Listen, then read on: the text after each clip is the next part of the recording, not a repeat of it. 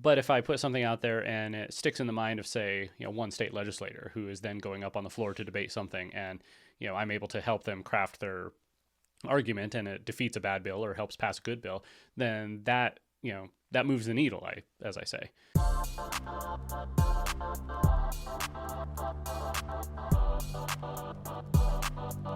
I've always struggled with the whole journalistic thing, because you want people to see your art, right? Your production, your creativity, but you don't want them to steal it. And it's like, if I was Picasso, which I'm not, right? Like, I can marginally handle crayons. Going out and like producing something and showing it to people can't reproduce it. But with you, they literally can just steal the things you're saying and then either pawn them off as their own, or just, again, repeat them to the point where it's lost any kind of value for you. Like, is that something you struggle with? Not yet. Maybe at some point, if I got to some level of notoriety where people were taking what I write and then reselling it, maybe. Right. But if I just put some idea out there on Twitter or Substack or Facebook or wherever, and then I see it popping up in the wild somewhere, I think, okay, that's cool. It's this is obviously an idea that is, it's touching people somewhere, and they want to spread it as well. I've struggled with something else, with writing and ideas in general. Like, you were telling me right before we turned on the cameras that you're a big fan of history. You really like writing that, exploring history and writing about it. But do you struggle with trying to find out where your ideas come from? Because as somebody who studies history, you have to, I think, at some level recognize so many of the ideas that we come up with have found representation elsewhere. And we may have, in fact, even come into contact with them, but we haven't. You can't really remember when you came into contact with it. It's just an idea that pops into your head, and then you actually heard it like 10 years ago and it didn't strike a chord, but all of a sudden it's there. So when you write and when you have cool ideas, do you feel that you really own those ideas and you're bringing unique spins to things, or do you feel like you are in some way kind of like channeling more sentiment that's been found representation elsewhere? Well, I don't think I'd be conceited enough to think that everything I think of is totally unique.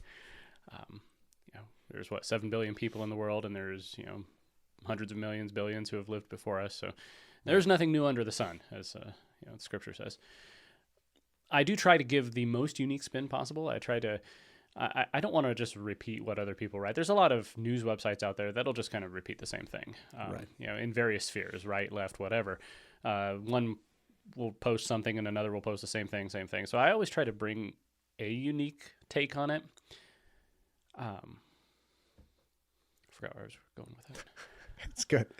It's hard. I think it's really hard. And I think especially as somebody who's genuinely trying to bring a valuable perspective that's somewhat unique, not just parroted off of other things. Like, you see news organizations now. This is wild. People are literally writing news articles about just random tweets. It's like, how is this valuable at all? Like, first off, the tweet is not that valuable, but because it's a tweet, people use it as an authority on the position, right? Like, my aunt was doing this, right? She'd send me, I'm not even on Twitter, but she'd send me these tweets about things, about like Berkeley or something. And I'm not a fan of Berkeley anyway, but she'd send me these tweets from random people. Like, they were nothing individuals. It's not like somebody with like 100,000 followers. What is it on X? Is it followers? Is it, it doesn't matter. So people that listen to them. It was like a random person. And because it was something that was put out into the world, they become like this de facto authority on whatever they're talking about. And it just blows me away. And like, larger news organizations are starting to follow that strategy. Well, back during the Trump presidency, there were entire departments of news organizations that were dedicated to watching whatever he tweeted and then writing an article about it. If he would wake up in the middle of the night and tweet, you'd have reporters who would have their article out. They'd have to wake up, they'd get a notification and wake up and have to write something. God, what a power play. Like, the dude just writes nonsense. Like, he can write whatever he wants, and then there are just hundreds of people. Like, oh my gosh, it's a lot. So listen, you're doing something that very few people have the capacity to do and then actually successfully do, which is writing as an independent and getting people to actually pay you to read it. Like, how are you pulling this off? Well, I think whether or not it's successful still remains to be seen. Well, you're still doing it, so you're a success in my mind. About 2 months into the endeavor of trying to go fully independent. And I've just been honestly overwhelmed by the number of people who appreciate what I write, and then the number of people who are willing to pay for what I write. It's every time I look at that, list of subscribers, see the numbers, it is humbling that people think that the things I think about, the things I write about, are worth their money. I subscribe to a few publications myself, and so I can see both sides of it. And I just try to put out something that is worth their time to read it and their money to support it. I think there's a niche here in Idaho political commentary that I'm trying to fill.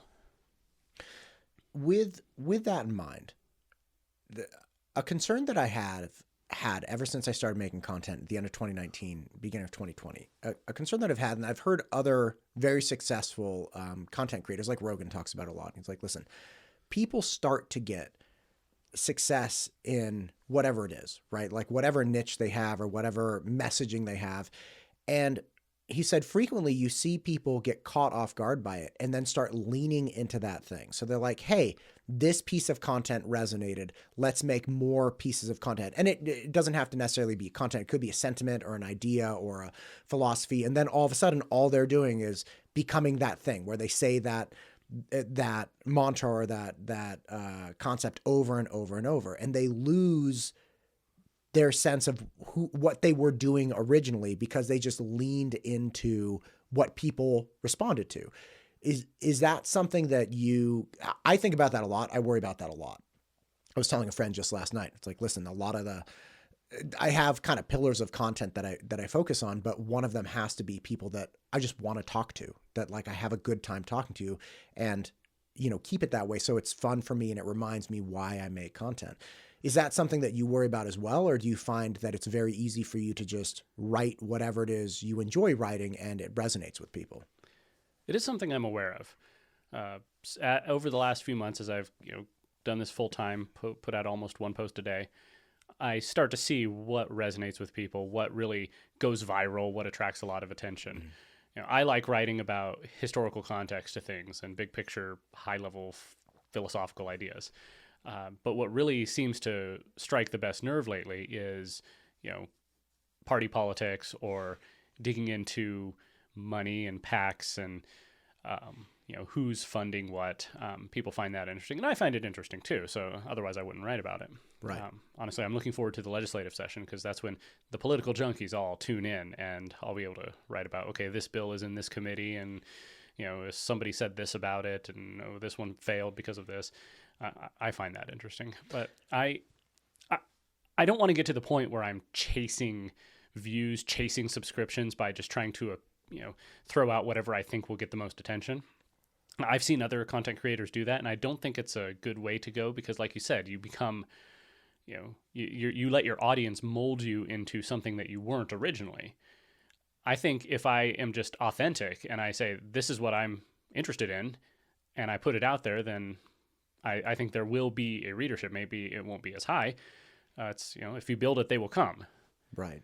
Right. And even if it's not as high, I've always thought about this, even if it's not as huge a following, ostensibly, because we gauge following by subscribers. That doesn't mean that's actually the engagement with people listening and whatnot. But if you have people that actually enjoy what you're doing, what you like doing, right? And like, yeah, let's say 25% of the content you have to make has to kind of be like a little bit leaning into what people are coming to. And then the other 75% is stuff that you really enjoy. You're going to be able to make it a lot longer if you're doing stuff you actually enjoy instead of chasing after that next viewer, chasing after the messaging that they want you to put out, or making the comment that you always want them to make. When I had a podcast back in California, and it very much became this lightning rod for people that were upset about things in the school district, and justifiably, like California school districts are just train wrecks. And they would bring things to me and they're like, listen, you have to do like videos on this, or you have to make comment on this, or like, you really have to help us expose what's going on. And there were some real problems, right? But after a while, you're kind of like, this is just not this is not fun at all. Like I got to stick my hand in a bucket of crap like every time. And it's very hard to find out exactly where the truth is. And you're sifting through all of this frustration and these emotions and stuff. And again, it became the kind of thing where it's like, I can't let what people are upset about navigate what I make content about, because then I just become this person that, one, I don't really enjoy, which is like this crisis kind of center. And two, I won't be able to keep doing it, And again, I think that's the risk where you really let your subscribers, your viewers mold you, as you put it, which is, I think is a perfect word, mold you into what it is you create. I think there's also, in a lot of media spheres, a perpetual outrage. Always, all caps headlines, breaking crisis, bombshell, you won't believe this. Things like that. And it's like keeping people on an emotional edge all the time. Right. And I don't know, maybe that really generates more, readership and subscriptions because, people are thinking with their emotions and, not their brain. But right. Clickbait is a thing. Yeah. Like it's absolutely a thing. I've tried consciously to be not that, to just, even when I'm reporting on something that I think is, okay, this is a big story, I still want to do it in a way that it's, rational and even-handed, and okay, here's the facts, here's both sides, here's what your takeaway is, right? And not come out there with the clickbait, right? I was actually thinking about clickbait in general yesterday, in the sense that it is because we're really steering people's thoughts and attention towards like, this person's destroying this, or this person's like, there's an election in Eagle. I'm not an Eagle resident, but it's the number of times I've seen people write about like, this person is trying to ruin Eagle and like wreck it. It's like, okay, guys, first off, there's a city council, like the city council is going to steer the city and this person is the executive, like fine. But like, everyone calm down. Like, I don't think either of these people are going to destroy the city. It's one of those things where people get so, like you're saying, they're always on the edge of like, this is the most important election in the history of elections because this is literally like the nuclear bomb that's going to get dropped in Eagle. And I think clickbait actually plays into that. I think it perpetuates the idea that there's a potential for these things to be happening, like the crisis always around the corner. It's like, how many crises have you actually seen in your lifetime? Like in the last 5 years, like where's the crisis? Like, yeah, COVID was a crisis of policy and like people didn't really know what to do. I mean, I've had it several times. I'm not belittling anybody who's been hurt by COVID. I know people who've lost family members and stuff, but that to me at least appeared more of a crisis of culture, a crisis of, do we follow like down in California, train wreck, right? You had these public health officials who were elected, who knows how they were, like, I didn't even know that we had a Contra Costa County, like, public health person. And all of a sudden this person is making decisions that are affecting absolutely everyone's daily life, like meaningfully impacting the two working parents that are trying to get work done, but now their kids can't go back to school. And it's all of these things, so that was a real crisis of policy where it's kind of like, you guys are making these decisions and it's actually creating crises in my daily life. But aside from that, it's like, how many crises do you actually interact with? Yet it's a headline to every other news article. Well, that's the only way to keep people coming back, I guess. But you're not doing that. How do you keep people coming back? Well, maybe because I'm presenting something different. And I think people see that. Something I was thinking about, it's not necessarily how many people read something you write. Sometimes it's who. If I put an idea out there and it goes to 5,000 people who are just regular folks doing their jobs, that's good that they're becoming aware of something. But if I put something out there and it sticks in the mind of, say, one state legislator who is then going up on the floor to debate something, and I'm able to help them craft their argument and it defeats a bad bill or helps pass a good bill, then that moves the needle, as I say.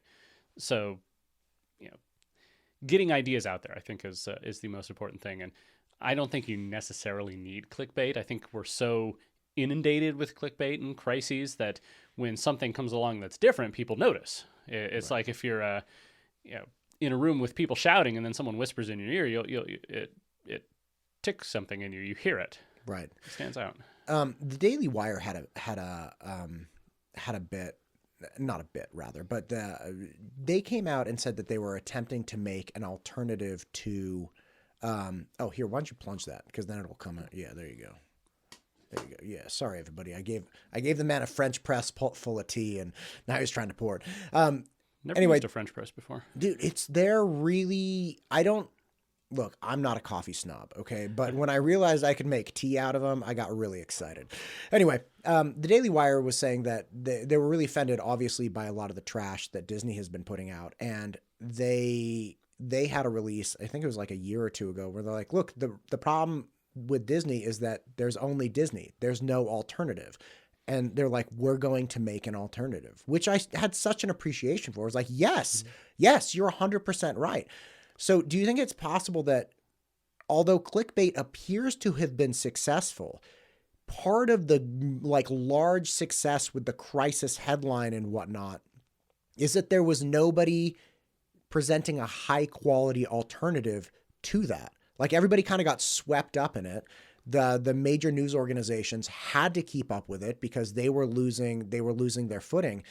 But nobody like you stepped aside and was like, okay, I'm going to present high quality content over here that has nothing to do with that. And people got to choose, because it seems like everybody moved in unison towards crisis, right? And very few people were standing on the sidelines like, no, I'm not following them. Like, I'm going to stand here. But now more people like you are coming up saying, yeah, I'm not going to do that. And by the way, now you as a consumer, you get to pick if you want to continue down the road of crisis and chaos with no real thought behind it, just like, how can I get your emotions as fired up as possible, or me, right? Like Brian Almon, and I'm going to write these very thoughtful pieces that are centered in history and philosophy and things that I think are valuable. Do you think it was just the fact that there was no alternative at the time?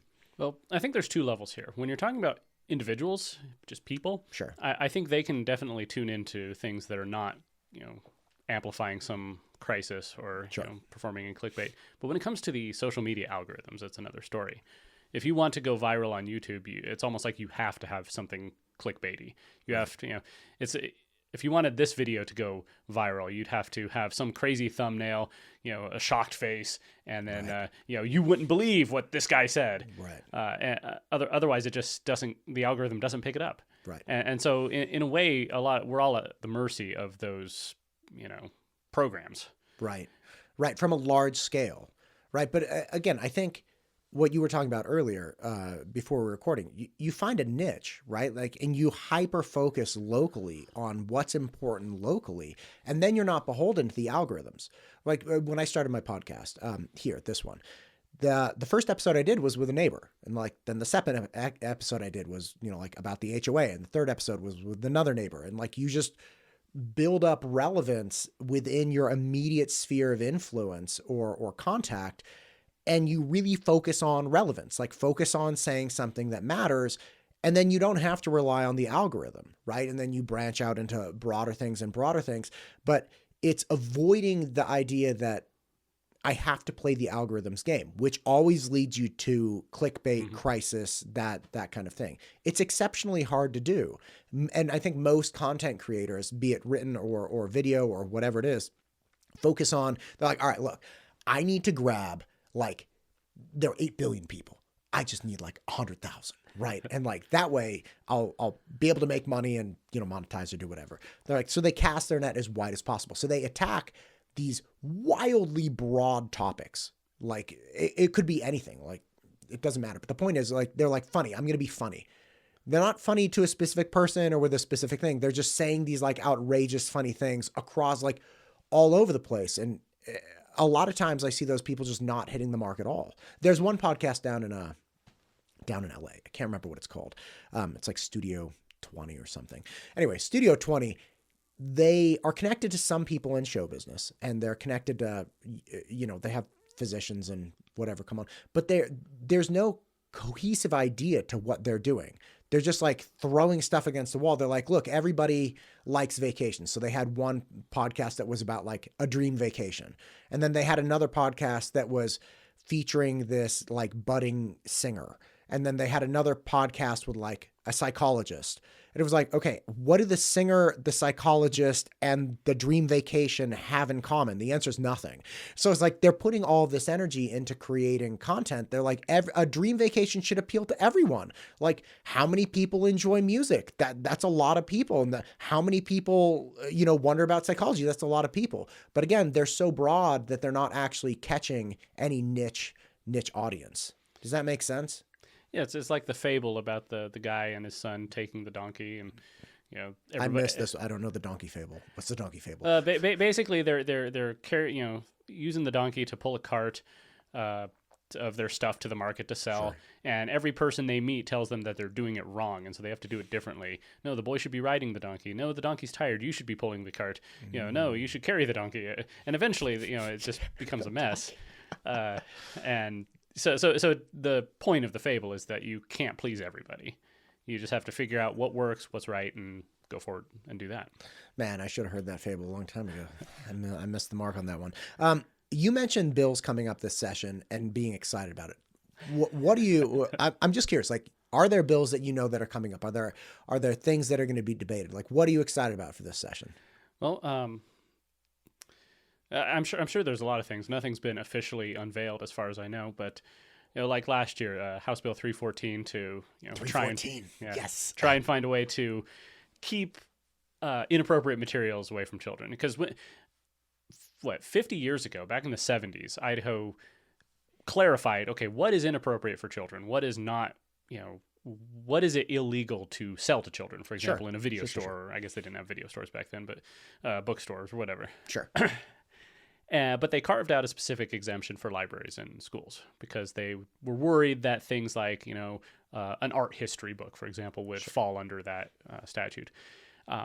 Well, now there's some really crazy stuff that is in schools and libraries, things that I've seen way too many pictures of these books. It's awful. They're horrific. People, and again, like that's not every book in question, but there are like, wouldn't you say there are probably like a half dozen books where if you actually showed them to people, overwhelmingly, there's like 99.9% of people would be like, "Oh, get that the hell out of school." Oh yeah, there's a guy on YouTube, I forget who it is, who he's done that. He's gone around just interviewing people on the street and say, "Hey, do you think we should get rid of some books out of children's libraries?" "Oh no, of course not." And then he shows them the book. "What about this?" And they say, "Oh, get that out of there. That's awful." Yeah, and that's what it is, because there's this narrative that people on the right who are concerned about these things are.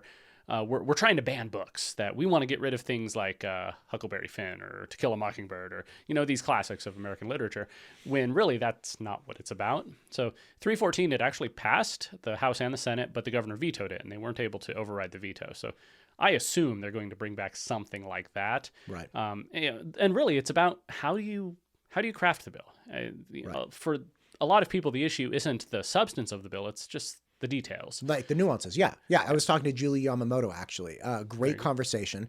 And she overwhelmed me. She's like, yeah, I think there should be a bill like this that gets passed that takes inappropriate books out of school. Absolutely. She was like, I don't like the $2,500 fine, and I don't like the ambiguity of other harmful materials. And she referenced a case in Utah where a bill similar to this with ambiguous last tagline of like other harmful materials was used to get the Bible taken out of public libraries. She's like, I think we should refine this a little bit and, massage the $2,500 immediate fine and, work from there. Now, again, I don't know all the nuances and that was just Julie's position. But again, like you're saying, you all right over there?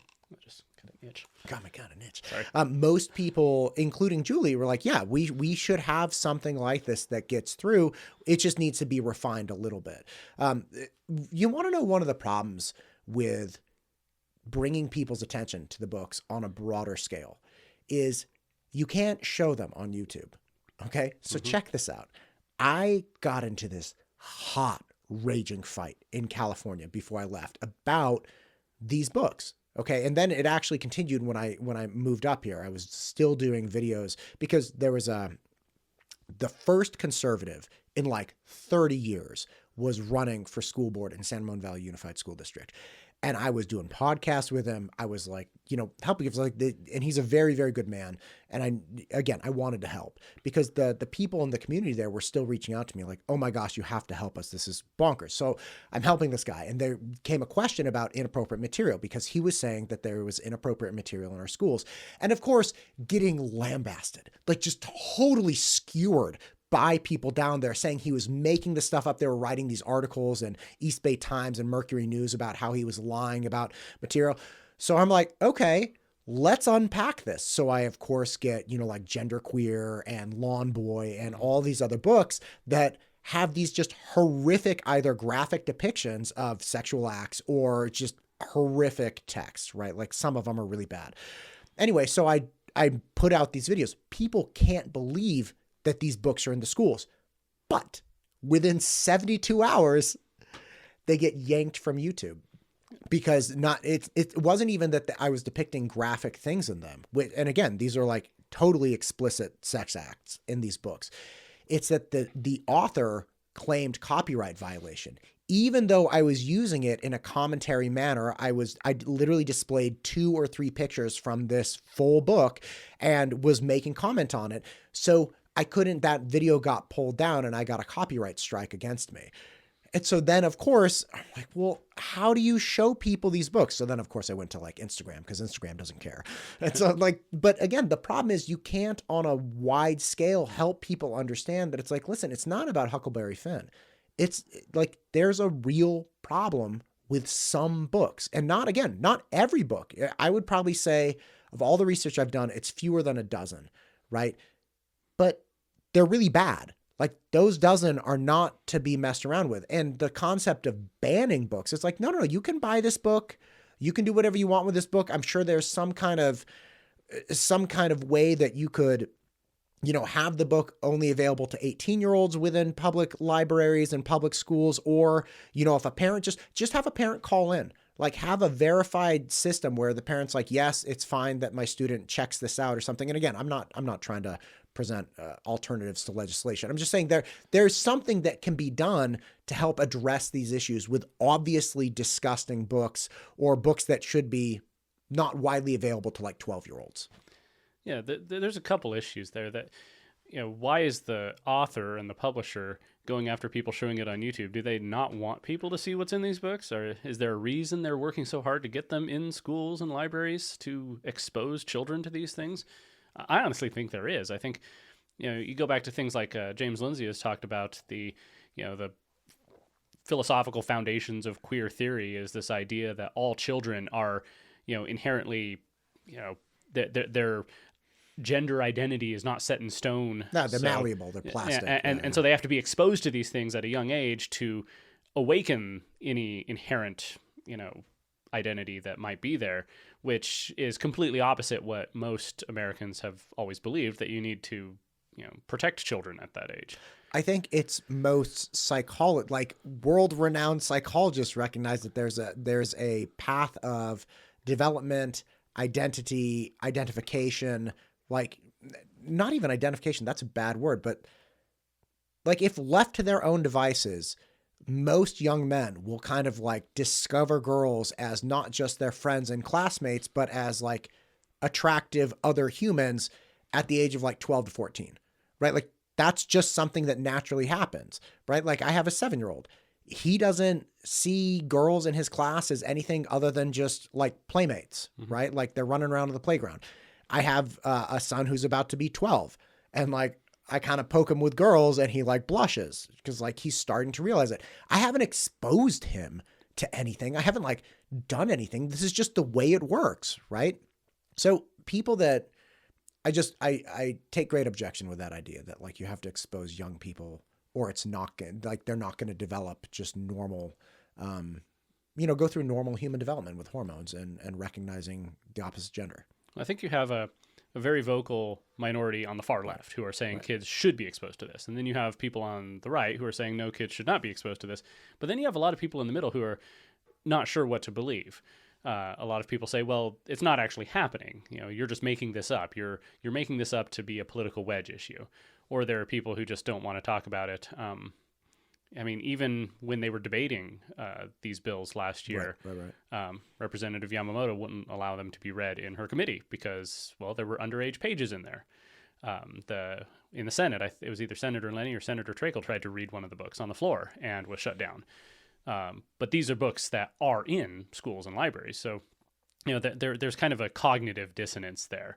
I think most people just don't want to believe there's a problem because, you look back, if you're a certain age, you remember schools and libraries being very different than they are now. And so you assume that anything people are saying now, oh, well, the older generations have always disliked, what new young people are talking about. Right. 70-year-olds always think everything new is like the death of society. And 40-year-olds always think like, I have no idea what's going on. And 15-year-olds always think this is the way the world has always been. Yeah. Right. So it's like, it's really simple. Like this is, again, just a path. Like you don't have to expose any. That was the whole point of Interview with a Vampire. Did you ever read that book? I didn't. Man. Okay. So first off, not a bad movie, right? Brad Pitt, Tom Cruise, fine.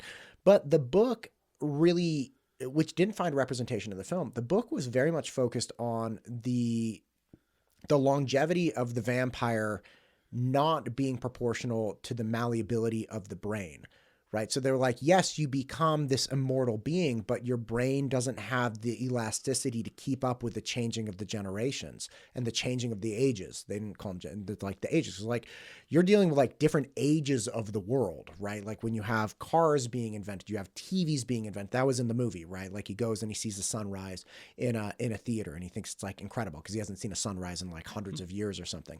But I've greatly appreciated that. Like the sentiment was that you get to a point where it's kind of like you can't keep following the new trends. So the whole comment in the book is like the oldest vampire is only 400 years old because even though they could live forever, they just get exhausted trying to keep up with the transitions of the world. And then they just like walk into the sunrise. I don't know how Interview with the Vampire came to this, but it's true. Well, that's interesting. I haven't read the book, but I definitely see that with generations. And I've written about that several times over on Substack, how I think people reach a point where their opinions and ideas and the way they see the world just becomes calcified. Right. You're young and, obviously, consider for, baby boomers growing up in the 50s and 60s, they've seen a lot of change. But at some point, it just becomes too much, and so I think a lot of people are stuck about 20, 30 years ago. You see that in political debates. Right. People rehashing things. But then consider the younger generation, Generation Z. They haven't seen that. They were born after 9/11. They, the Great Recession was when they were, very young children, so they might not even have remembered it. So their entire life has been, Obama, Trump, Biden, a world just getting worse, political polarization getting worse. They don't really remember a time when those things weren't part of our society. So there's this huge gap in communication between the various generations because they see the world in very different ways. Right. And I think you see that very much in just in politics in general. You have this older generation, like former Mayor Ridgway, right? Like he had run a lot of political campaigns over his entire life back when he was living elsewhere and then here.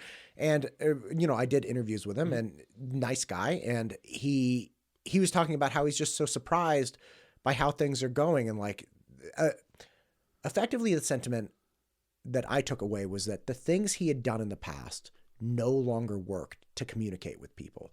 And he was kind of shocked by it. He was like, I don't get why this is going the way it is. And I asked him, like, well, do you have, with everybody I interview, I always say, hey, if you want clips from this, I'd be happy to get them for you. I can send you the raw file or just tell me what clips you want. I'm sending them off. You can post them anywhere you want, right? Especially with the political candidates, they're coming in as a favor. And it's like, okay, yeah, like tell me what you want and you can post it on whatever. I was like, yeah. So if you have something for Instagram or whatever, he's like, I don't have Instagram. Like, oh my God, like Stan.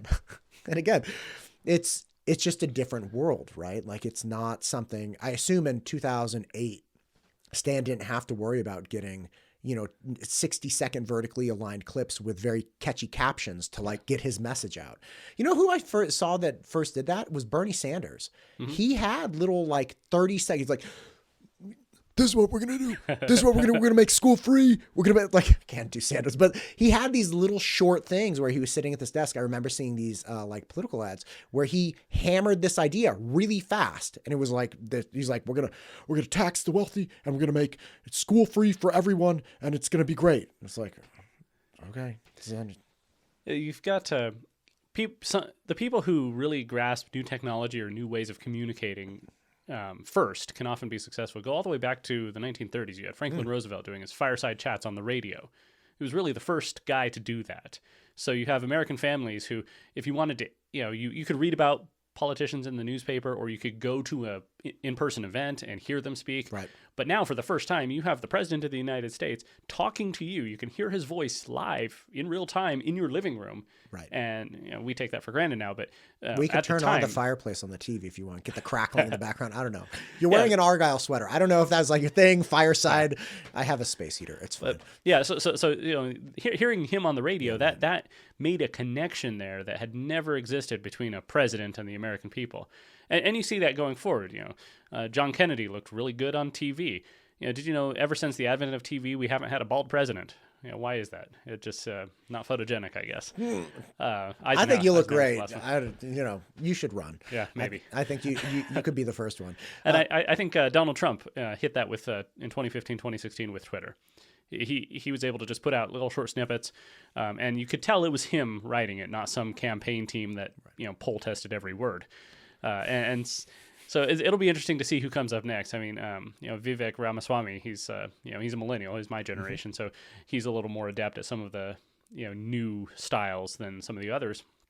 And he's getting out there and just recording short videos of him talking. That's something that politicians haven't really done in the past. Right. So it'll just be interesting to see who really seizes, who's the first presidential candidate to just make his campaign on TikTok. It's could you imagine? Everybody hates it, but that's where all the young people are. That's where a lot of ideas are getting bandied about. That's interesting. I hadn't really considered TikTok. I got off TikTok.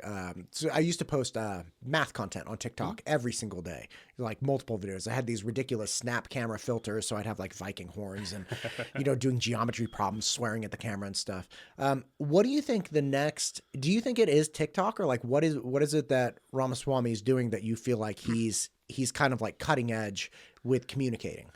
I think for him it's just authenticity, or at least the perception of authenticity, where somebody will say something about him, or someone will write an article and he'll record a video and upload it live to Twitter or whatever else, just answering it, which you haven't seen politicians do much in the past. They have to do specially curated media appearances, right? And just a guy pulling out his phone and saying, hey, this is what I think, this is my response.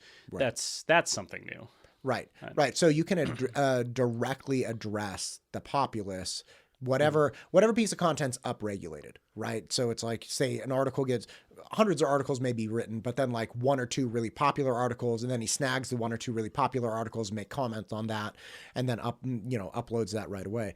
It's amazing. The barriers to communication are getting reduced so fast, and here's the problem. If it's done poorly, it's so bad. Like I was talking to a couple friends the other day.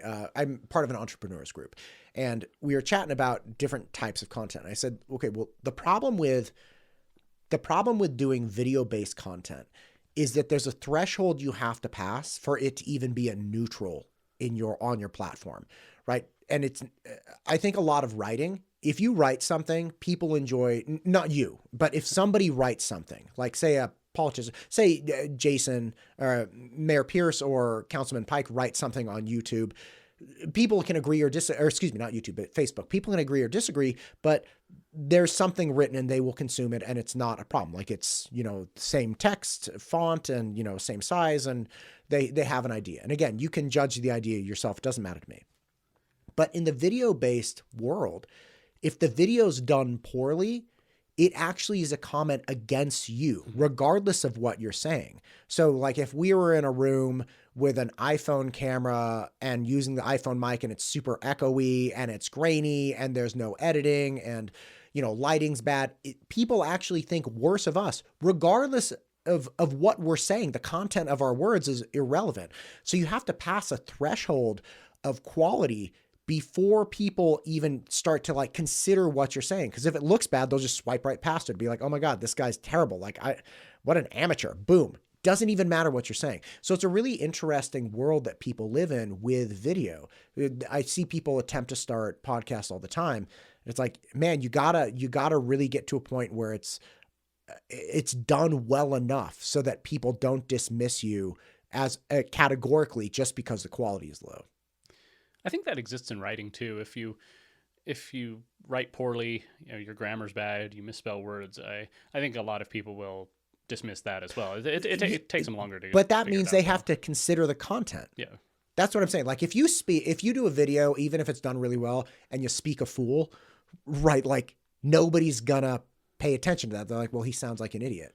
But there's nothing from a quality standpoint that will dismiss a written piece. The content of the writing has to actually be bad. Like you're saying, it's spelling errors, grammar errors, things of that nature. But then they're actually considering what you're saying. They're putting it all together. Does that make sense? It does. I think a counterpoint to that, though, is that I think, something like, a politician just pulling out their phone and recording a video, even if it's, not the best quality, I think it lends an air of authenticity because people will be able to tell, oh, this is just them in their car. It's not in a fancy studio where everything's curated, where everything's, right. Where they've gone and edited it. Mm-hmm. I've actually been pleased to see some of our legislators here. They'll do that. I mean, I remember watching Senator Lenny just recording a video in his car on his way to the Capitol last year, sharing his thoughts on whatever is coming up that day. Sure. The fact that we have phones that, with cameras that are better than, things that cost tens of thousands of dollars just 20 years ago, that helps. I don't know. I mean, you need to catch people's attention. So you need some threshold there, you're saying. But in the end, I think content is still king. You have to, if you want to keep their attention, you have to give them something worth watching or worth reading. And I think people expect different things from different types of content. Okay, so what you're talking about, the kind of authentic, I'm walking down the street, giving you my thoughts on something, I think people expect a certain quality of experience from that, and they recognize it immediately. Like if somebody's holding a camera like this, people know what they're looking at. They're like, oh, of course the audio is not going to be great, but like this guy had something pressing, it's not going to be edited, all this stuff. Most people don't do that though, right? Like most politicians, that's what I'm saying. Most politicians attempt to get a more polished look, right? And perhaps that's the nuance of communication that you're kind of talking about, where people are stepping away from the really polished, angled, edited thing and like, hey, these are my actual thoughts, it's essentially a video extension of Twitter, right? Like a short snippet it's not like a press release. It's just like this, boom, right off my phone. These are my thoughts and we move on. Mm-hmm. Yeah. It'll be interesting to see how many people can pick that up. Because the older generation, right? Like if you're like 50 or 60, you're probably not like super well-versed in nuances of like selfie videos and whatnot. The older generations also, some of them seem to have trouble grasping the concept of a meme. Right. It's, it really irritates them to see it come up on social media because it's to them, it's just ridiculous. Okay, it's a picture with words on it. What's the point? But to younger generations, it's a way of communicating a concept very quickly. It's, you go back 100 years ago or 200 years ago and you read a speech that a politician gives and they'll make a lot of references to the Bible. A reference to, that they'll use, Noah, Jacob, Moses as things that, concepts, ideas that everybody knows about so that they can just throw it in their speech and say, I am Moses crossing the Red Sea here. And everybody knows exactly what you mean. It's an illusion. And a meme is just the modern version of that. It's taking something that people are familiar with and plugging in new characters or ideas. And then, okay, that makes sense. Let me ask you something. Going back to 314, because you referenced the Bible again, that got me thinking about it again. West Ada has a really awesome way of addressing books. If you're a parent in West Ada and you have an objection to a book in the school, you can bring it up. And there are levels of review process, I think all the way up to the board. And at the end of the road, it's like the board considers the book and then they make a vote to keep it or get rid of it. And if you're a parent and you don't like Like if you go to the first level and they say, no, this book is fine, you can upregulate. And you're like, that's over and over. Do you think that's something that would be valuable in our public library system as well? Instead of having state law come down on all the different areas, giving local government and the local citizens the power to make their determination themselves? It's an interesting idea. I think a lot of places already have that. I know in Eagle, I do sit on the Eagle Library Board. We have a process where if somebody feels something should not be in there, they can, write out a complaint and it will go to the library director. And then if after that, if they don't like their decision, it can then go up to the library board for consideration. And since I've been here, we haven't seen any of that because I'm not sure how many people know it exists. I think the issue in Meridian, which obviously they had a big firestorm down there over the library. Train wreck. I think that issue was that the people felt that their library board was just dismissing them out of hand and not listening to them, and so they raised the rhetoric to the point where they tried to disband the library board, and obviously that backfired it. Whoa, watch out. It came across as trying to destroy the library, which nobody wants. I don't think. I think libraries are great. Sure. That's why I You sit on the library board. Volunteered to sit on the board because I think libraries are amazing. But okay, as for state law, though, I don't know. I think there should be some statewide threshold, but you have to let communities, have as much local power as possible. But does that mean that, say, in a really, really liberal place, that you should have, pornography on the children's shelves? I would say no. But then again, it comes down to the question of how do you define it? Where do you draw the line?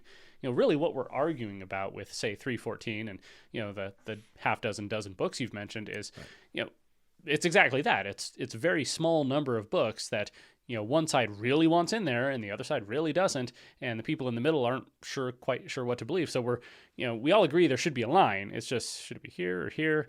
And where these 12 books or so are the ones falling right here in the margins. So what do we do with that though? Like what, okay, say there is a very liberal community in Idaho.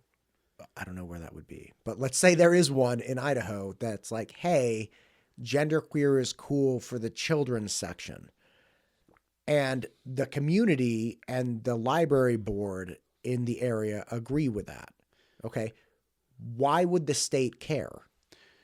Well, I think that's where you need to, that's how you need to craft a state law, to give power to people in the community to object to those things. And like I said, I'm sure a lot of libraries have a similar system to Eagles where people can, craft an objection. But maybe the state just needs to give those people a little more teeth. So I assumed you would reference then the issue in Meridian, which is people were objecting and they felt the school board was just blowing them off. And because the individual citizens didn't really have any teeth to their complaint, they couldn't really do anything. Perhaps it's, that's why I'm glad to see the debate. The devil is in the details. How do you make something that gives communities the ability to make sure that, their child's not going to walk to the children's section and walk away with something that is obviously inappropriate. Yeah, right. But at the same time, not turn it into a witch hunt. I know that's what a lot of the people who voted against 314, that's what they are saying is the problem, that it's going to put targets on the backs of librarians. So obviously you don't want that. And you want, being conservative, I want communities, I want power to be at the lowest level possible, because that's where you can really make a difference. Who is going to be president, who's going to be governor, you have a bit of a say in that, but you're one of, hundreds of thousands, millions of voices. Who's going to be on your local library board? You have a lot bigger chance of influencing that. So that's where power really should be. Is there an elected body that governs public libraries, or is it all just volunteer people that just get picked? It depends on the library. Eagle, the library, is actually a department of the city. So the mayor nominates people to serve on the library board, and they're confirmed by the council. Gotcha. In most other municipalities around here, they're independent taxing districts. For example, that's Meridian. It's an independent taxing district, so they're elected by the people for various terms. And then there's the state library board and the Idaho Association for Libraries, which I'm not sure off the top of my head how those people get on those boards. But those usually don't have regulatory power. Power usually does reside at the local library level. Gotcha. So if somebody let's say the worst should happen and somebody's like, hey, I don't like what Brian's doing on the library board. I brought an objection to him. He's not listening to me. And I can't directly do anything with Brian because Mayor Pierce, appointed Brian and the city council confirmed. So for that person to really make an objection with you, they would have to like galvanize people to vote out the mayor and the city council who did confirm you onto the library board. Whereas with Meridian, they can go directly to that person and say, this person needs to be voted off eventually, or we need to find a replacement or something of that nature. Which they did try. There were 2 contested library board races in Meridian last year or earlier this year. And the challengers in both cases lost 2-1. So, that's an issue where the political rhetoric takes over. What do you mean? What happened? Well, the media and the other side did a very good job of portraying the issue in Meridian as one of, a small minority of, racist, sexist, white supremacists trying to ban books. It's pretty crazy to me because, I know these people and I know that's not, accurate, but that was the perception. And once that's out there, it's very hard to overcome. Well, especially when all you have to do, again, I went through this process. All you have to do is hold up the book in question. And overwhelmingly 99.9% of people were like, oh my gosh, you're totally right. But you can't do that in a large, like you can't do that on YouTube. It'll get blocked, right? Like it's very, very hard aside from door knocking and being like, hey, can I show you a book? And then it's like, why are you bringing this to my door? Like it's disgusting, right? So it's very difficult. It's such an unfortunate thing because I do agree with you that it's far easier to get the narrative out that somebody who objects to, these books we're talking about, it's far easier to get out the narrative that they are racist, homophobic, transphobic, whatever phobic you want, and a white supremacist. Don't forget that. And a white supremacist. It's far easier to get all of that out than to have the person who's being accused of all these ridiculous things to just hold up a book with like, this is what I object to. Mm-hmm. And because of that, you get an overwhelming landslide of the narrative. And the second you say book banning, people lose their mind. It's like, oh my God, maybe just have like, do you consider it movie banning when we don't let Total Recall be seen by 12-year-olds in movie theaters? Yeah. Like we have common sense media restrictions in everything. Like, why don't we have common sense media restrictions in libraries? I'm trying to remember who made this point in the House debate. Anyway, one of the legislators during the debate pointed out that you can't go into a drugstore and have a child buy a pornographic magazine or cigarettes or right. alcohol. Yet those things aren't banned. It's just we as a society have decided that these things are not for children. Right. And so there's a threshold and they have to be 18 or 21 or whatever it is to right. purchase those things. Right. And it seems like it should be simple. Okay, these 6 to 12 books that are really objectionable, put them in the adult section, have a flag on it, like you would any other book sure. that is for adults. And you just have to get permission from your parents because ultimately parents will decide. Right. If a parent wants something for their child, I mean, there's technically nothing stopping a parent from, giving alcohol to their children if they wanted to. Right. If you were caught doing that, you might get in trouble. But it's yeah, I think so. Ultimately, parents are responsible for their children. Right, and they should be allowed to be responsible for their children. Mm-hmm. To a point. You can't like abuse your kids. And, right. Well, no, I mean, obviously, nobody's advocating for that. Of course. Aside from 314, what are other topics that you are excited about hearing? And again, I'm not saying you have are privy to like some bills that are coming up, but like what are things that people should be watching? I mean, I know there's like cybersecurity concerns, there's immigration reform concerns, there are a myriad of other things like school security concerns. What are other things that you're looking forward to hearing about? Oh goodness. Well, they got property tax relief done. That was nice. Although I'm sure it's going to come up again. It's property taxes are a big issue. how does the government have a permanent lien on your home? So you have to keep paying them for the privilege of living there, even if your mortgage is paid off. But that's a completely different discussion. And they'll try to attack other taxes. And then you've got the growth of government. Every state agency comes in. There's like 180 different agencies that come into the Joint Finance Appropriations Committee, present their budget. It's and they always ask for a little more, of course. The budgets never go down. They always go up. Right. And I know I haven't looked too deeply into it, but I know that JFAC this year is going to take a more active role in shaping those budgets. So that'll be interesting to watch. Are they going to see? Here's the thing with JFAC. Their first few weeks in the session, I learned this last year, they're just hearing presentations. So every state agency, they create these slick presentations. They've got employees who come in and, their job is to present to the legislature and say, this is what we want. This is why we need this budget. This is what we're going to do with it. These are all the great things that we can do with taxpayer money. But there's nobody who goes in and advocates on behalf of the taxpayer. There's nobody who comes in and says, actually, they don't need this money and taxpayers should keep more of their own money and such things. So right. Or me as a taxpayer, I don't care about this thing. Tax everyone else. It's just not me. Because you can go ahead and keep that research to yourself. It has nothing to do with me. Right. So it'll be interesting to see how their new approach to being more active in the crafting of these budgets really, if it'll pay off, if they'll be able to keep it down. There's two aspects to the growth of state government. It's the money goes up. And I know we've been able to keep taxes low in Idaho, but it's kind of a shell game because 43% of our budget this year is federal money. So they'd keep adding more and more federal money, taking grants from the federal government, which ultimately is our own tax dollars, or, they're just printing it, which is even worse almost. Right. And that way they don't have to raise taxes, but they can keep growing government. And so they're having their cake and eating it too, which is not going to last forever. Why is it bad to take grants from the federal government? It increases reliance on the federal government.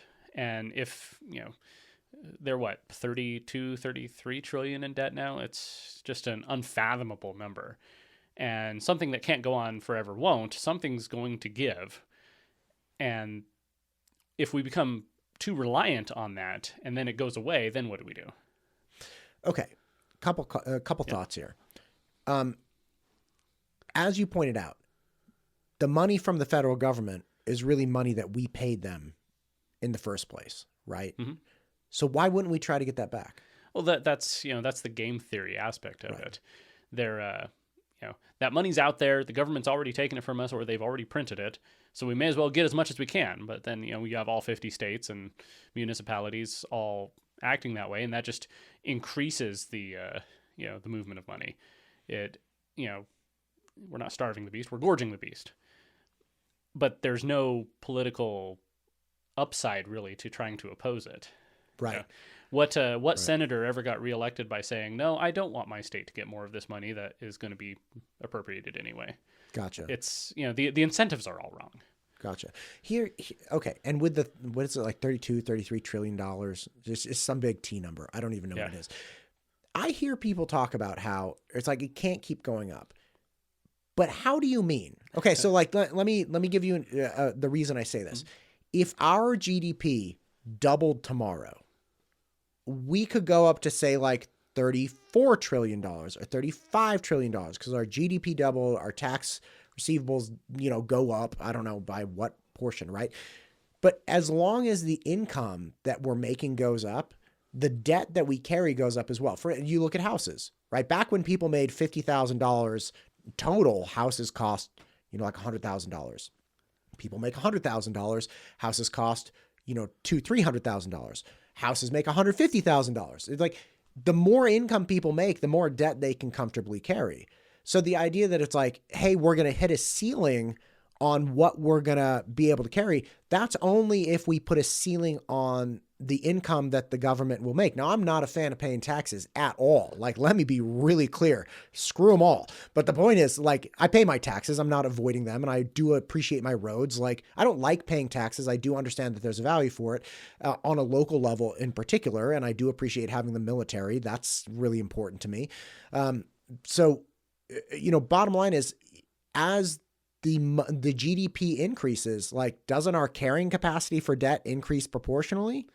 I suppose in theory. I mean, this is where I need somebody who's, an economics professor like Ron Nate to come in here and explain it. I guess that's really the center of modern monetary theory, that you can just print your way out of, inflation because you control both sides of the ledger. But it just, looking at history tells me that something that can't go on forever won't. Every nation that's tried to, just completely, guzzle themselves on debt ends up in a bad place. But we're in a unique position. I mean, people have been saying that this is going to crash sometime soon for 40 years, and so far it hasn't. We've somehow survived, so we do have to take that into account. But the United States is unlike any country in the world. We have worldwide hegemony in a way that no other empire has ever enjoyed, and the entire world economy is based on our currency. Right. And that, I think, is what's keeping it going. Every other country's currency can completely crater. The new guy elected in Argentina has to deal with 150% inflation, whereas we're, I think their latest number is at 3%. It's been as high as 9% the last few years. It's bad for us, but on a worldwide scale, it's manageable. Right. So I guess our national economy and our national debt is at the mercy of what happens in the next few years, few decades, geopolitically wise. What happens if and when we're no longer this worldwide hegemon where we can, control the entire world's economy with our currency? What happens if more and more countries start abandoning the US dollar? It seems inevitable to me on a long enough scale, whether it happens in a few years or a few decades or a few centuries. I'm sorry to interrupt. What in particular is inevitable? No empire lasts forever. So America's position as the sole superpower, which we've been since 1991 or so, that's not going to last forever. I think that's just a truism. Sure, I agree with that. Whether that means next year, next decade, or next century, that's really the question. And that ties to the currency, you feel, because as we lose our reserve currency designation, we're going to pay higher interest rates, and then our debt will really come home to roost. Eventually. And again, it could be another 100 years. So maybe our generation will be fine. Yeah, man, I think we're okay. I think you and I are fine. Like, I worry about my kids a little bit. I really worry about my grandkids. I don't have any grandkids yet, but like when they come, hopefully, I'm concerned, but I'm also optimistic. I mean, things are, you mentioned Gen Z, right? That's like, they were born after 9/11. All they've known is like Obama and Trump and chaos and Biden and, the world getting rougher. But don't you think the world is getting like more awesome too? I mean, yeah, you got to deal with social media. You got to deal with like TikTok being crazy.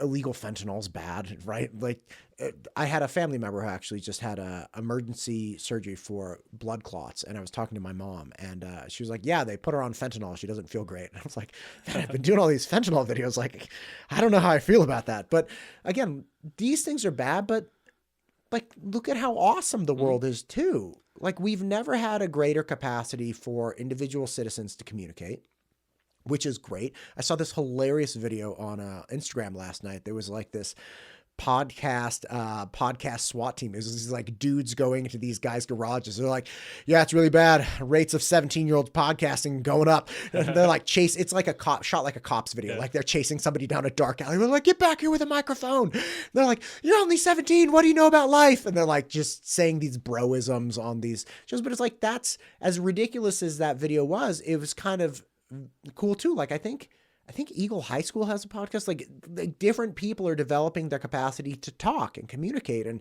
express thoughts. The more thoughts we have, the more upregulated the better thoughts are going to be. And yeah, we're going to upregulate, not great thoughts sometimes because they're simple and they seem, not complex, even though these are very nuanced problems. Like we were talking about 314, like they're devils in the detail, right? But like, it's awesome. You have a substack. Like, people pay you to write independently. If this were 40 years ago, there's no way you'd have the ability to be an independent writer that just puts out things on a regular, like, how awesome is that? I think it's so cool. Yeah, it's definitely easy to get down the rabbit hole of doom and gloom and, it's the end of the world. But even if I was saying no empire lasts forever. I think the United States as a nation is in for some change in the next decade or so. Sure. I mean, we're already in the middle of it. How it'll turn out, who knows? But you look through history, there's always been these periods. You have Strauss and Howe, their generational theory, fourth turning stuff. There's always been these periods where the social order gets changed. The American Revolution vastly changed things. And if you're sitting in there in the winter in Valley Forge, you might think that this really is the end. This is bad. It's only going to get worse from here. But things got better. In the middle of the Civil War, you have states fighting each other. You have brother against brother. It's bloodiest war in American history because both sides were American. Right. And they're dealing with these heady issues of state sovereignty and slavery. And then Reconstruction was pretty awful for the people in the South, but eventually it got better. World War I, Great Depression, World War II, again, nuclear bombs falling, right? Firebombing entire cities, hundreds of thousands of people being killed in an instant, and it got better. But it and it got better. Yeah, well, firebomb, they got better. Well, they got better. They did, and obviously it's a huge tragedy of historical proportions. Right. But eventually the world came out of that. We got the Cold War. Two nuclear superpowers staring each other down. Any minute we could launch bombs at each other, and that too passed. So I think we're in the middle of one of those social upheavals where things are going to change. Things might not, the prosperity we've enjoyed really as Americans since the end of World War II, that might not continue at the same level. Health and life expectancy, that's changing. But, it's not going to be the end of the world. The world's not going to, probably not going to blink out of existence anytime soon. So it's like we watch movies or read books, and there's always the rising action to the climax, and everything changes, and then they live happily ever after. But you don't really read, unless you get a sequel, I guess, you don't read about the part of them living happily ever after. You don't really see what that's like. And so that's been our story. We're rising, getting to something, but then we're going to have to figure out how to keep living after that. And that's why I think it's important for, that's why I said the incentives are all wrong for politicians. They're looking at 2-year, 4-year, 6-year terms. And if I do anything that's bad in the short term but good in the long term, I'm just going to get defeated and nothing will happen anyway. So I've got to do what I can during this short window of time. Right. Whereas, as a civilization, we need to be thinking about our grandchildren, our great-grandchildren. What are we doing now to make our society a better place in 100 years? And that's a little harder to do, I think. Well, all we have to do is install a dictatorship, and then that guy gets, or gal, whatever, equal opportunity, but like that person gets to just make insane decisions that are like, this will be better in 40 years. It's going to stink for the next 20 though. And, without concern of repercussion. Well, I mean, we could become China. That'd be fine. Like, there we go. They get to make all kinds of crazy long-term investments. Yeah, I see people on both the left and the right are starting to reach that point, and I think that's... Wait, what do you... I'm making a joke. What are you talking about? No, you get people on the left who want to, to put their opponents away, send us to re-education camps. Oh my God. You have people on the right who are waiting for some, for the Red Caesar to come and put everything right. I think it is human nature. It's something that, as Americans, we've always rejected. But nevertheless, this could be interesting. I think in American history, we've had that a couple of times. Think of the social upheavals I mentioned, Civil War era.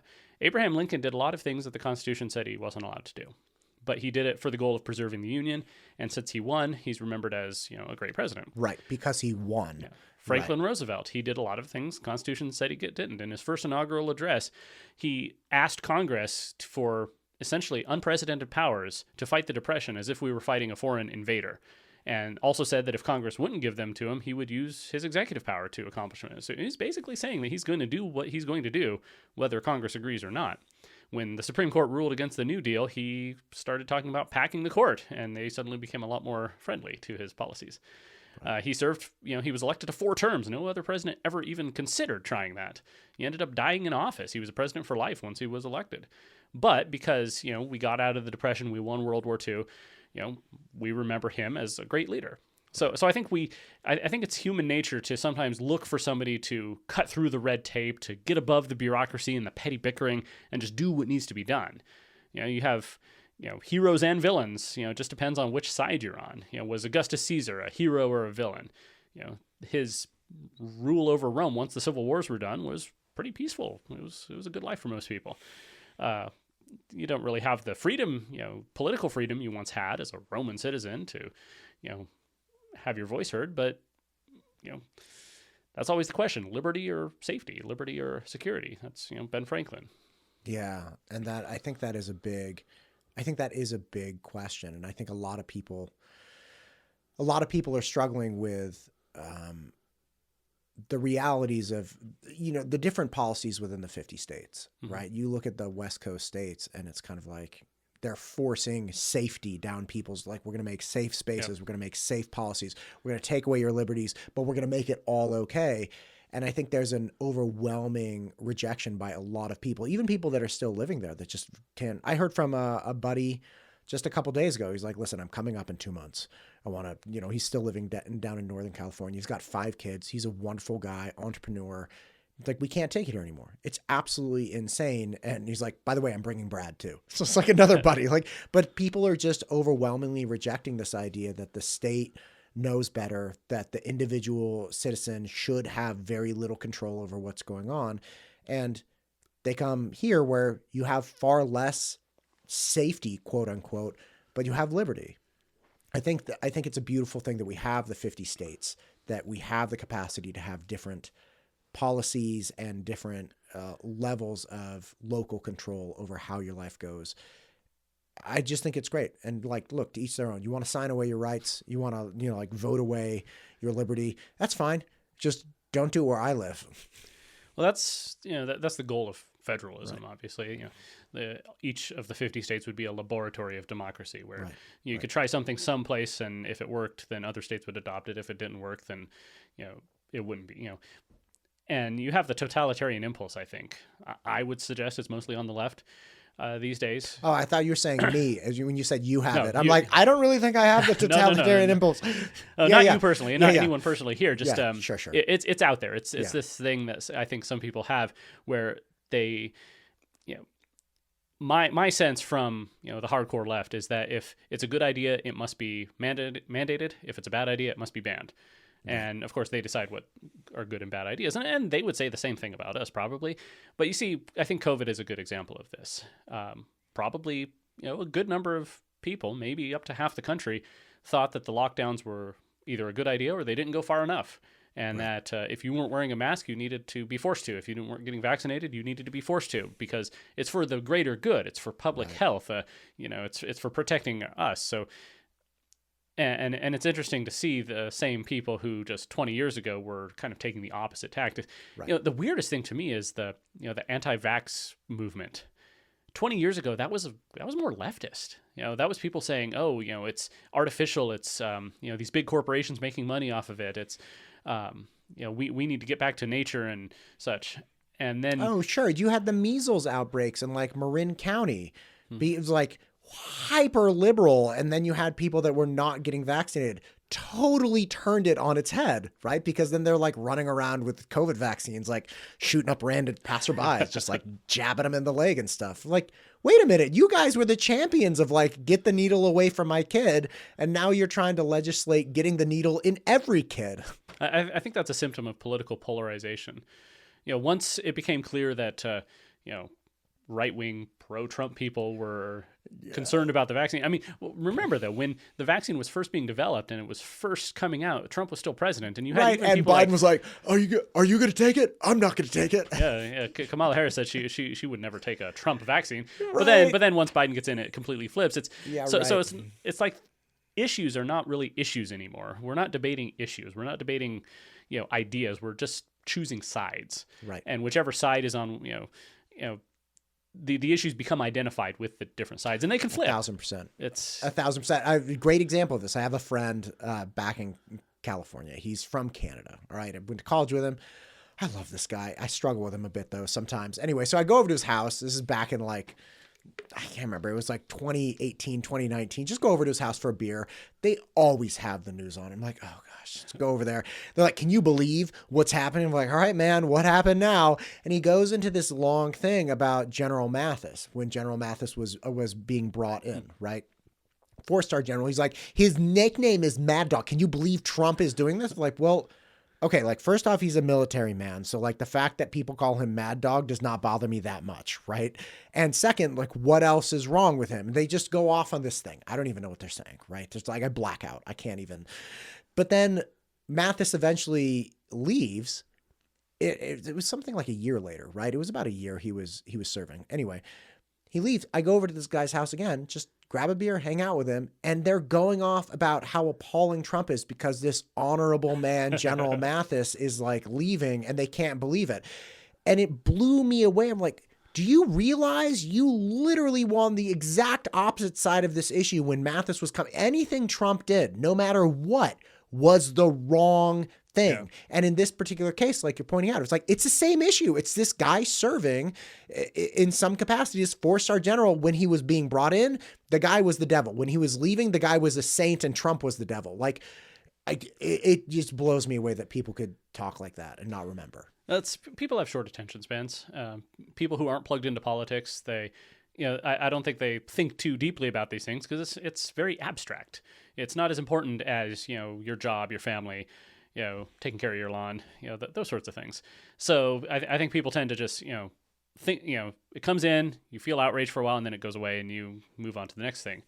I did a tweet a few months ago pointing out that every Republican president goes through a phase of being Hitler, and then they find strange new respect for him. In 1964, Barry Goldwater, he was going to start nuclear war. He was this extremist. But then when Reagan came around, Goldwater, he's that respectable Republican that we can all agree with. And then Reagan became that respectable Republican compared to, say, Bush or McCain or whomever.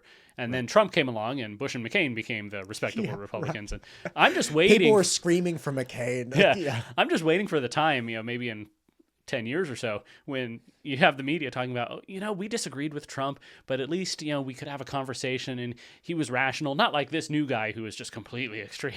Right. What about Romney? What happened to Romney, right? You mentioned Bush and McCain. It's like, but there was another one in there somewhere. Like Romney just kind of like evaporated. He and Trump didn't get along, right? Like that was like kind of the thing. Trump was going after him. Well, I mean, it's a weird relationship. Obviously he was the 2012 nominee, right, the last Republican nominee before Trump. I actually liked Romney at the time. I liked him and Ryan. I thought that they had good business acumen. They understood economics. They put the country back on track, but we're entering an era, and, this is where I have disagreements with people who are opposed to, say, Donald Trump. I think he's probably the best choice right now just because he's such a lightning rod. Because we're entering an era where it's, like I was saying, we're choosing sides, not talking about issues. Topics, yeah. Right. So if you try and just debate on the issues, the ideas, then you're kind of missing the zeitgeist. You're missing why people are supporting who they support. Right. So I thought Romney and Ryan had good ideas, but they obviously weren't there to capture that zeitgeist. They came right after the Tea Party. People were clamoring. There was kind of a populist uprising, and the Republican leadership didn't quite know what to do with it until Trump came along and harnessed that energy. Trump interviewed Romney for a cabinet position, but then rejected him, and right. Romney became the first sitting senator to vote to convict a member of his own party in an impeachment trial. Before that, it had always been party line. Gotcha. And so he's trying to carve this middle route. He's not go full Democrat, but at the same time oppose this MAGA wing of the Republican Party. Sure. And I think it's left him completely isolated. He doesn't have many friends anymore. He's tried to please everybody, and it's not worked out. Right. And I guess that's why he's retiring. It's another thing, like you were talking about former Mayor Ridgway, is things changed, and suddenly it doesn't make sense anymore. Right. That's what Romney basically said when he announced that he wouldn't run for Senate again. That right, like he lost his footing. Yeah, like you kind of lose your orientation. That's rough. Yeah, that's rough stuff, man. Well, yeah. But coming back to the mayoral race here, earlier you said that it's today, by the way. Yeah, Tuesday. Like this is it. Whatever happens, it's over tonight. Are you going to Mayor Pierce's election night thing? He's having a thing at Old State. Oh, I'll have to. Come on, man. You should know. Yeah. So I didn't get invited to his, but I got invited to Councilman Pike. So I'm going to go to both. I'm like, I didn't get invited to Mayor Pierce's, but I'll just pop in and say hi. Like, I'll say hi to Craig Kwame. I don't know anyone there. I just meet people in the studio. Like, so I've met Mayor Pierce several times from doing interviews. I met Craig Kwame, because he came in to do an interview. So I'll just be like, hey guys, good to see you. Like, good luck tonight. And then just take off and then go see Councilman Pike do the same thing. Cause I don't know the people out there. Like, I literally just know the people that come in and talk. Like, I know you now, which is great. Like, if you're there, I'll be like, hey, my guy, there he is. Yeah. Anyway, so you're saying? Oh, well, your position is that you're trying to objectively interview everybody and just allow them to present their vision. Yes. And so you're not going to, I assume you're not going to come down really hard on one side or the other, because then people will, people on the other side won't really trust what you're saying. Right. Right. I've tried to do I am open with what I believe. So, sure.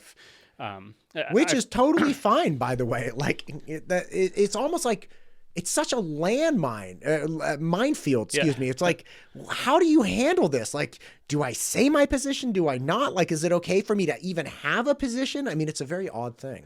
Yeah, I'm still finding my footing there. Yeah. Obviously, I want to be able to say, this is who I support. This is why I support them. This is the issues I support.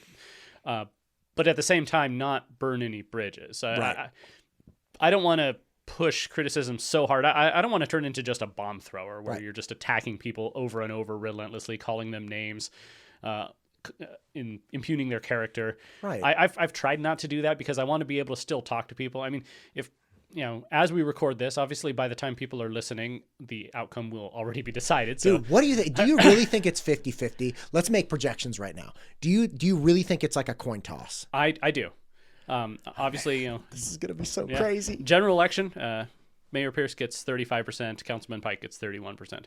Obviously, so there's a big chunk. There's the other third out there that is fair game, and obviously they didn't vote for the mayor, so that's that's a bit of a hill for him to climb. Right. But you can't necessarily just assume that they'll go for Councilman Pike either. Sure. And then there's a whole bunch of people who didn't even bother voting the first time, who maybe they come out and vote the second time because they say, oh boy, well we can't let something happen. Right. That's like 59% of the voting population, right? Like only 40 or 41% voted. So, obviously, again, as people are listening to this, it's all over. It's all over. It'll be a done deal, a fait accompli. As I'm sitting here now, nobody knows really what's going to happen. I could honestly see it going either way. Yeah. Man. And obviously I have been critical of Councilman Pike and the way he's run his campaign, but if he wins, he's our mayor for the next 4 years, and so I have to be able to deal with him and communicate with him, and hopefully hold him accountable and help him to make the right decisions. So I don't want to come out throwing too many bombs, because then that will burn that bridge, and then where am I? Right. I really. Again, I haven't paid attention to a lot of, like, when I was in my 20s, I really didn't pay attention to politics at all. As I got in my 30s, obviously more. And now, like, I'm kind of in it, right? But the thing that kills me is, like, guys, everyone, the way that the average person is communicating just seems so extreme by this point. It's like, we're going to see each other at the coffee shop. Like, and again, I'm not even a resident of Eagle. I'm like observing it like in a snow globe, like, wow, look at all of that going on there. It's really bonkers to me. The journalist, Margaret Carmel, was saying, I was like, gosh, I really hope things are chill next election. She's like, yeah, you can go ahead and keep thinking that. She's like, it's always like this in Eagle. First off, that you almost never have a mayor that sits for 2 terms. Yep. And these are just hot elections, and you just can't take it personally. You just move on with it. I was like, well, whatever. I think there's also, we were talking about political polarization and clickbait and outrage. Yeah. I think that's come down to this level too, where, I always thought that, I use the example of, say, Baptist and Presbyterians are going to have, fight each other more vociferously than, say, Christians and Muslims, for example, sure. Because they're so much closer to each other, which means the differences, they have to exaggerate the differences to create a contrast. And I think that's happening, in politics as well. Both Jason Pierce and Brad Pike are registered Republicans. They both have generally conservative views.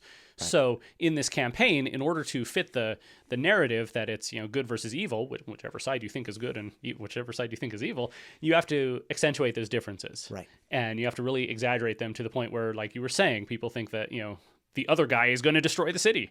And I think that's just the narrative of politics now. Where, it's like we have the pre-written narrative and we fit the new characters in as they.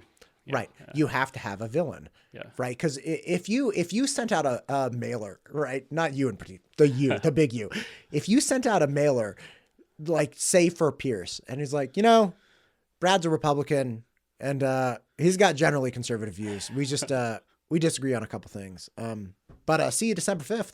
Like nobody would come out and they're like, that doesn't galvanize anyone. I couldn't agree with you more. It's like we were talking about wavelengths before we went hot. It's like you have to exaggerate the wavelengths to really show clear contrast between the two, because in the absence of that like exaggerated wavelength, you don't have contrast, and then you don't get people's vote, because you're like, well, you just told me that you're both Republican and you both generally have conservative views, like fiscally conservative. I mean, we have differences, and again, don't need to go into them. Like they have some differences, but they're not crazy. It's not like one person wants to burn down the city. One point Margaret, the journalist, made too. It's like, look, whoever is mayor is still going to have to work with the city council, and the city council has decided. So like, what do you think is going to happen? They're going to vote on what to do. The mayor has to go out and do it. And yeah, the mayor has a certain degree of power and control, but the local government is set up so that no one person has an overwhelming amount of control. So like, everybody calm down. But I don't think that's going to happen. Yeah, it's pretty crazy. It's interesting. Yeah. I think there's also average people don't really understand how the political process works. People think that the mayor has a lot more control than he does, and right. People discount the level of control that the council has, because they're, most people, again, are not political junkies like me. They're not right. Super plugged in. They don't right. enjoy learning about these things. And the same thing with the relationship of the legislature and the governor, even all the way up to the national level, although that's, very far removed from us.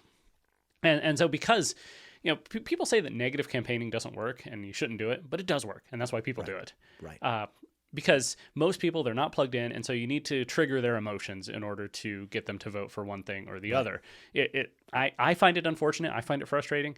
It's probably my biggest frustration with getting into politics. I wish I could just go and, have somebody read 5,000 words on a subject or sit there and just have a long discussion like we're having now over various issues. But that's not what most people respond to. Most people, right. they've got their lives.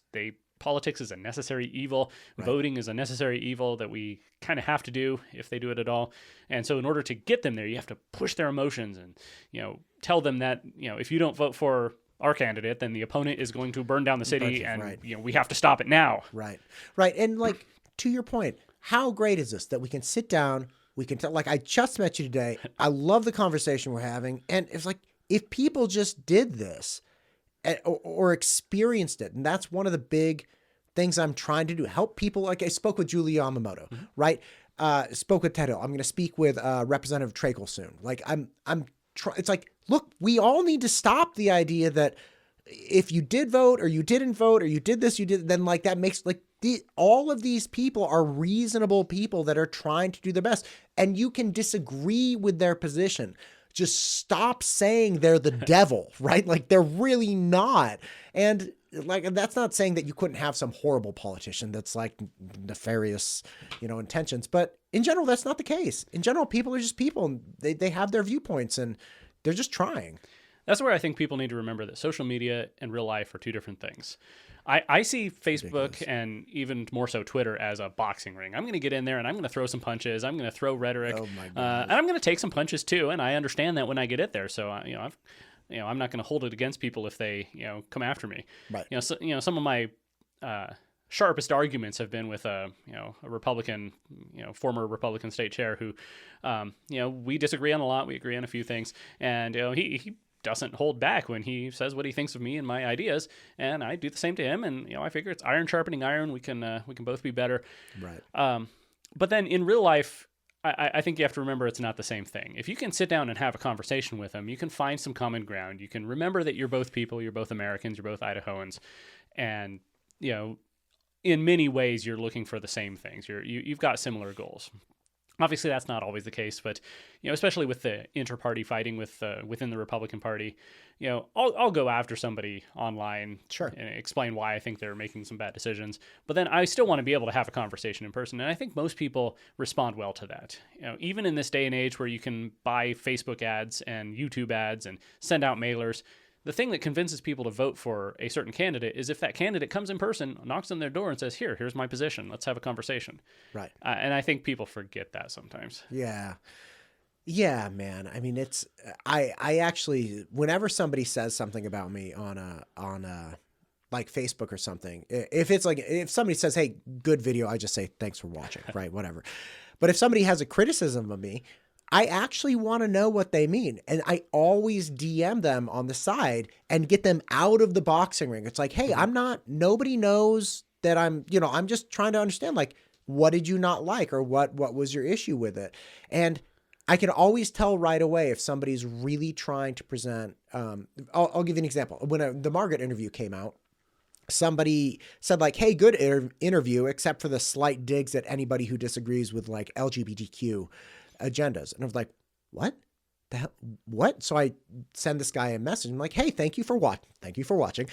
And like, what do you mean? Because I don't recall really talking to her about that. And again, guy actually responded to me and he said, oh yeah. So I think it was about halfway through and she brought up something about McLean, and like, I don't remember. And I listened to it, and I did find the segment where there was a PAC that ran a mailer, or essentially an attack campaign against McLean that was really hard on LGBTQ messaging, like really intense. And her opponent came out and disavowed. He was like, "This is not good." Like right, this, yeah, right. And I was like, okay. In the interview, I said, okay, and I wrote back, like, no. We were just talking about a campaign that a PAC did. Like, neither one of us were making comment on the propriety of that movement or the messaging. I don't even know what the messaging was. He was like, oh, okay, that makes sense. I have this beautiful, like, honest interaction with this guy, which I so appreciate, right? And he was like, good, I'm happy to chat anytime. I was like, hey, thank you, sir. Like, I don't even know who you are, but thank you. And then you get other people that say something critical, and I'll send them a direct message, and they either won't respond at all, not even like an, oh, okay, thanks, or they just reply to my direct message back on Facebook. So it's like, oh, you want me back in the ring with you. Like, you don't actually want to have a person-to-person interaction. You want to engage me in the public sphere in this way. You're not even saying, hey, let's meet in public for coffee, which I'd be happy to do. Mm-hmm. You want me to participate here. Well, I don't participate here. Right? Like, I participate here with you, like person to person. Yeah. It's really interesting the way people have fallen into wanting to communicate. They either genuinely want to meet you and communicate with you as a human being, or they really just want to limit their interactions with this uncomfortable stuff to Facebook, which is, again, I don't think where you get the best interactions with people. Do you know of Michael Malice?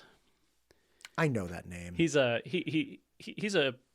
guy. He's a guy. He's an interesting guy. He actually was born in the former USSR. Migrated here when he was a child. Okay. He's written several books about. He went to North Korea and wrote a book about them. But he did it in a comical way.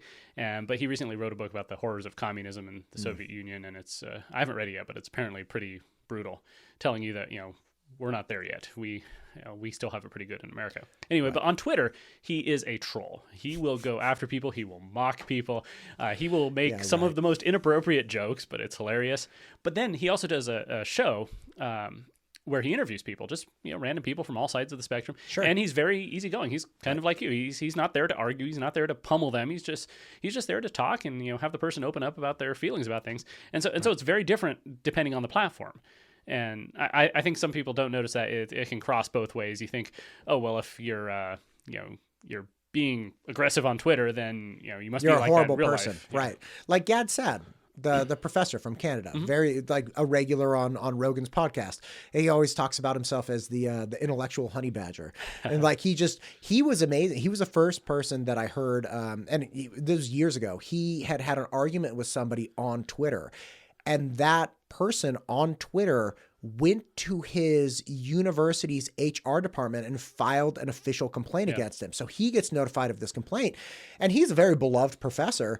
And all of a sudden was like, oh no, like what student did I offend? Like, I don't remember saying anything or like anyone objecting to anything.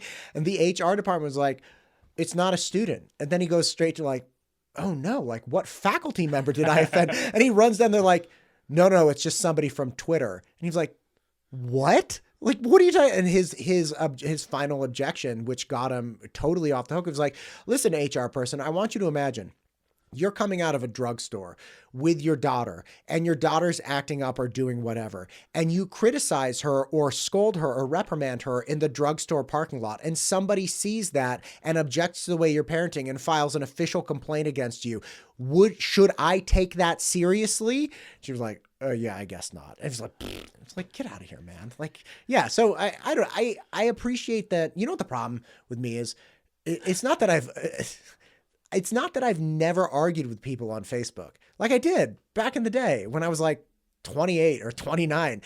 But one, I kept looking for their responses to me. Like I got obsessed, like trying to find out what they said next. And even like I'm a reasonably skilled debater when I need to be, because I studied rhetoric. I very much like language. Like I know how to pin people in corners and like trap them really easily. But even when I would totally get someone, I'm like, you're done. You done got. Like, I got you. You have nowhere to go. They'd be like unicorns. And it's like this total non sequitur. Yep. And just like, boom, off you go. And it was like, what the hell just happened? Like, I had you. And it's because there aren't agreed upon rules in the space of Facebook and Twitter. So there's no concession where it's like, okay, actually, you totally win. Like you got me far superior idea, totally just dismantled my entire argument. There's nowhere to go. Like people just, unicorn and they're out. I see that, when debating and going back and forth on social media, there's two types of people. Those who are arguing in good faith, who are actually, okay, I want to have a debate with you. I want to present my ideas. I want to hear your ideas and, Right. But then there are people who are in bad faith, like, those who you're talking about. They're not going to actually answer you. They're just going to keep throwing things at you, see what sticks, and in both cases, though, I think the goal is not necessarily to convince the person you're arguing with. It's to present your ideas in a clear way so that the lurkers, the people who are just reading and not participating in the debate, they'll come away maybe changing their minds or maybe thinking about things differently. Because especially the bad faith people, you're not going to convince them of anything.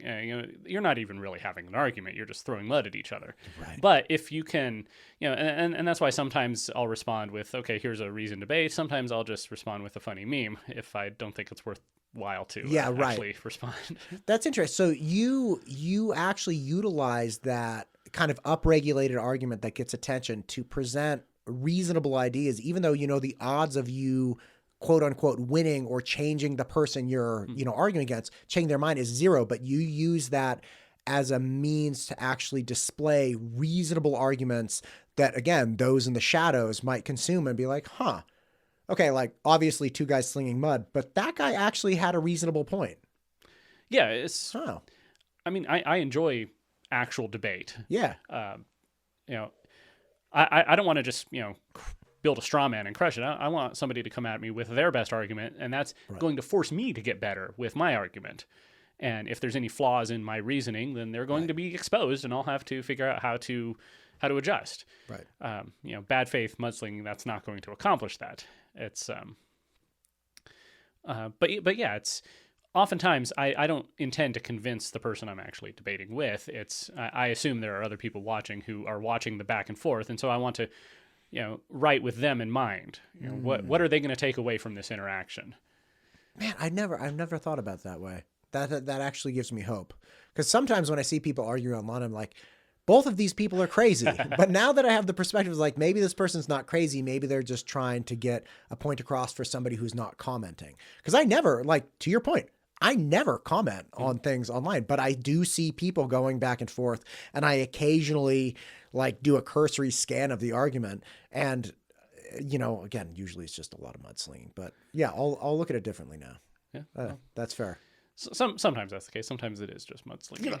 Sometimes you're bored. Yeah. Sometimes it just amuses me to, poke at somebody and see if I can get a reaction. If I just watched an interesting speech by Tucker Carlson the other day where he was saying that long ago he decided that he's not going to care about the opinions of the people who are not his family or close friends. Sure. He said, don't care about the opinions of people who don't love you. And I think that's an important thing to remember if you're getting involved in the political space. First, you need thick skin, right? But you need to not be chasing the approval of people who are not your friends and family, the people who don't necessarily have your best interests at heart. If somebody's out there just throwing mud at me, calling me names, impugning my character, making up lies, and they're already, we don't agree on much already, then okay, what's the point? It's Can I read you something? Yeah. As you're saying this, you're saying, so first off, I turn off the comments very frequently on my YouTube videos because I don't really like I know if I get a lot of comments and people start arguing, then it upregulates the video, but it's such a dirty way to do it. I'm like, I don't like it. You have Facebook, you got Nextdoor, you got Twitter. People can argue in text format there a lot. I try to make my platform a place where people can get information and they don't have to worry about the argument that's going on on the side. And this guy, I left the comments on for a brief period of time on the Margaret interview that I had with her. And this guy comes on, listen to this, talk about thick skin. If you're going to be, okay, here it is. First off, this is Andres-FZ3JL. That sounds like a real person. All right. He says, my buddy, parentheses, no homo. And parentheses, but great shirt. It reminds me of Beetlejuice, parentheses, which is a good thing, space, and parentheses, comma. But with your skin tone and etc., you'd look way better without the hat. It skews the harmony, cohesion of a simple look that your attributes could act much more synergistically. Also, I don't like camo. I love it. Parentheses, real talk. So it's just not because I'm in the closet leftist that's triggered by that. And it goes on to just nonsense. I'm like, is this a Russian bot? Who is this person? It's just, man, you just have to, and again, it goes on for another paragraph or two. You just have to laugh at that kind of stuff. And it's just so silly. And of course I read it, turn off the comments just because it's so crazy. I don't like attracting crazy text bots to my channel. Yeah, there's some weird stuff. Have you ever heard the dead internet theory? That, no. At some point in the past or maybe in the near future, we're going to get to the point where there's no actual real people on the internet. It's just bots interacting with each other. God. But that was the big sticking point with Musk buying Twitter, right? He needed more proof that their actual human interaction and accounts were in fact human interactions and accounts and not 95% bots. Mm-hmm. Yeah, that's wild times. Listen, I just looked at my phone to pull that up. It's almost 11 o'clock. You've been here for hours, man. My God. How can people find your Substack? Go to gemstate.substack.com. Okay, you great. can subscribe for free. I give most of my stuff away for free, although I try to give paid subscribers some special stuff, some early access to articles, videos, podcasts, as well as, I'm trying to come up with, merch ideas. I think I have a fun little logo, so I want to see it everywhere. Dude, I could help you. I made all kinds of merch for my SAT program, hats, hood. We'll talk off air. Cool. All right, cool merch ideas. Awesome. And then I saw that you started doing some podcast, video style stuff. Do you have a YouTube channel? Yeah, I have a YouTube channel. Just search for Gemstate Substack. It's on YouTube. Gotcha. Eventually, I'm banding about ideas to bring it all under, kind of an umbrella, some journalistic platform, but we'll see what happens with that. Awesome. But yeah, if gemstate.substack.com is where everything is. You can find links to everything else from there. And I post everything there. So. Perfect. Well, listen, Brian, thank you for coming in. And again, I really appreciate, I reached out to you, invited you in. You don't know me from the next guy on the corner. You came in. I've really enjoyed this conversation. It's awesome. Well, I appreciate what you're doing, just getting out there and talking to people, having these conversations. I think that's important. Yeah, absolutely. So again, thank you for coming on. Hopefully we'll do it again. And we're going to find out what happens tonight. This podcast is brought to you by MTU Studios. If you're looking to start a podcast or need content for your business or personal use, content of any type, please reach out to MTU Studios, mtustudios.com. We'd love to help.